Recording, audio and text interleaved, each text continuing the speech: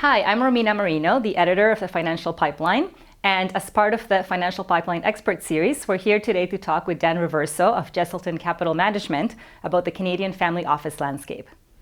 So what do you do? Most of my experience has been in family office. I started my career there at a firm called i3 Advisors, and that led me to basically developing my own family office with two of our clients, which then led to Jesselton. And Jesselton is basically a family office service provider to one of Canada's wealthiest families.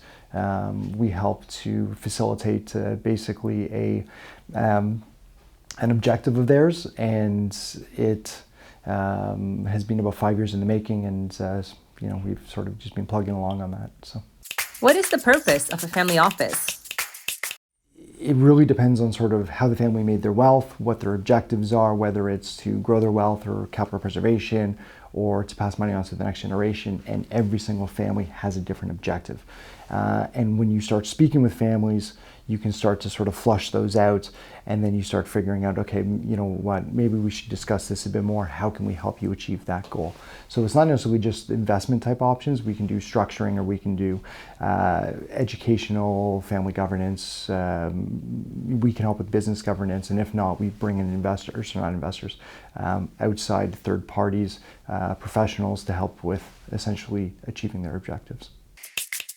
How do you develop a family office?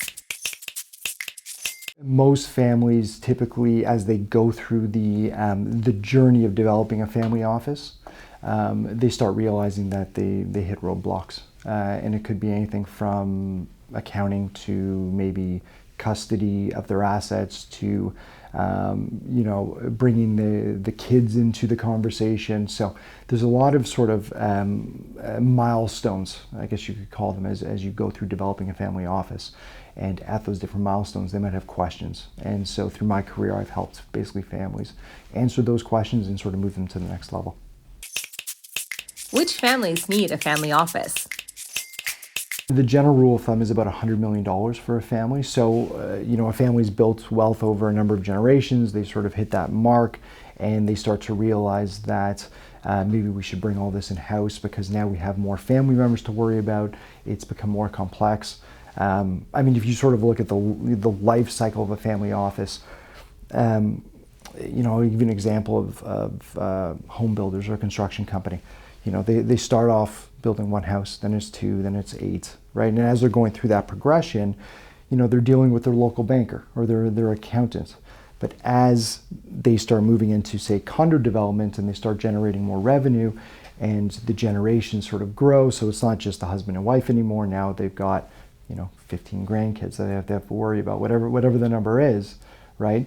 They have to start thinking a bit bigger, right? And because of that, it sort of leads to the conversation of perhaps maybe we should move away from the bank, find somebody who specializes in family office, and then the next sort of graduation point is maybe we know about family office now to an extent.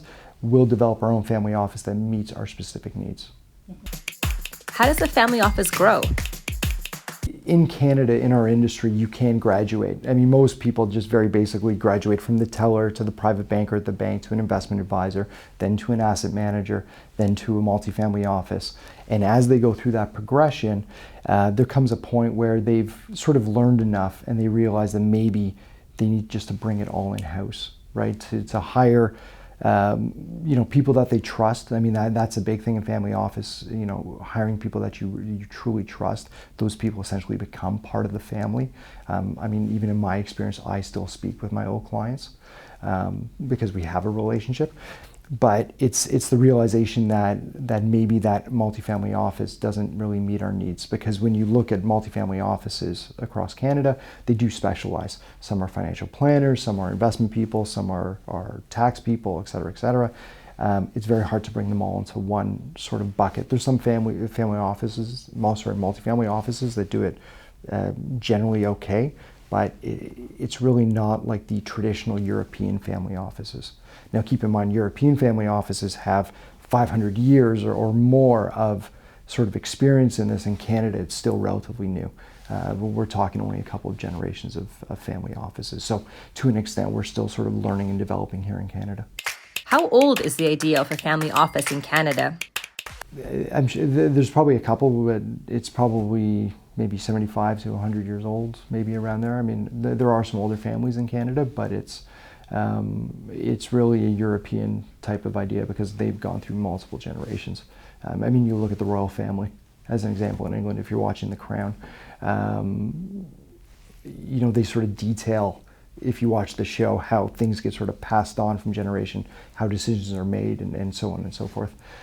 So it is an example, but they, you know, arguably they're the pinnacle of family office, right, to an extent. What are the generational issues that arise? I mean, there's obviously a number. The first one that comes to mind is the operating business. Is there an operating business? Is there somebody that wants to take it over? If they don't want to take it over, do you sell off the business, right? So it's sort of the first decision. If the operating business has been sold off and now it's just a large investment portfolio, how is that structured? You know, if the younger generation wants to come in, how do they want to be involved? Do they want to be looking at individual investments? Do you bring them on as a member of the investment committee just to be sort of a, you know, help with the decision making, but not the actual due diligence of investments? So there's various ways you can sort of structure it and bring in sort of the next generation. And it might not just be on the investment side of things. If you have a large portfolio, what about charitable giving? Some members might want to come on and basically just handle the charitable giving aspect of the portfolio. So if they're carving off, say, 5% a year, it's a $100 million portfolio, it's $5 million a year. I mean, it's a full-time job to actually manage that level of charitable giving, right? To meet different charities, decide how you want to position it, what type of causes you want to support, etc. So there's many ways that the younger generation can be involved in family office. What are the differences that occur between generations? Society changes and the views of the younger generation changes over time with society. I mean, we've obviously gone through a major shift over the past 50 years or so. Younger people today are more aware. You know, they're on social media, they're more socially conscious. They might be, let's use a bit maybe of an extreme example. The family's wealth was built up in oil and gas, and the grandchild is an environmentalist. You know, how do you reconcile those two things? So the values can differ from generation to generation. A lot of it really comes down to stewarding, to understand sort of how the wealth was built, and then with, you know, advisors or with family members discuss what's sort of the long-term plan of this capital. And, you know, if somebody does want to sort of break rank, you know, how do you facilitate the wishes of that person? Do you split off part of the portfolio? Or do you give them, you know, a certain aspect of the portfolio to manage? You know, it can be done in a variety of ways to sort of basically address the wants of every individual of the family for that wealth. So a family office doesn't just grow wealth? Yeah, it's not so much just about managing and growing the money or protecting the capital. It's what do you do with that money, right? Who's involved? How do you foresee that money being distributed amongst generations? Because, you know, families are pyramids and they grow with every additional generation. You sort of need that leader in the family, whether it's the patriarch or the matriarch. You know, that person should set the tone for the family, set the vision for the family, and then work with advisors and their children and their children's children to basically chart that course. Typically where families go off the rails is because there's no governance at the family, and you really need someone to take the lead on that to ensure that it is charted in the right direction. How does the family office help the family plan in the long term? Most families are actually quite good at that because they've built businesses, and, you know, building a business, you need a bit of a long-term view. But when you start getting into the generations that weren't involved with the business, you know, they might lose that perspective a bit, and that's where outside advisors are there to help. What are the key misunderstandings between generations? Living in different times, perhaps, you know, different perspectives on the world. When it comes to the wealth, they might have different objectives for it, right? You know, Warren Buffett still lives in a small house and drives his Buick or whatever, you know, old car he drives. But it's, his kids might want to live a bit more of an opulent lifestyle. How do you reconcile that? I mean, Jackie Chan is an example of someone who said, I'm not going to leave anything for my kids. I want them to earn it on their own. So it's really about sort of perspective and how you want to set up the next generations and sort of mapping it out, bringing them into the process, ensuring they understand that, how the wealth was built and the purpose of that wealth going forward. That's great. Well, thank you so much for being with us today. Of course, my pleasure.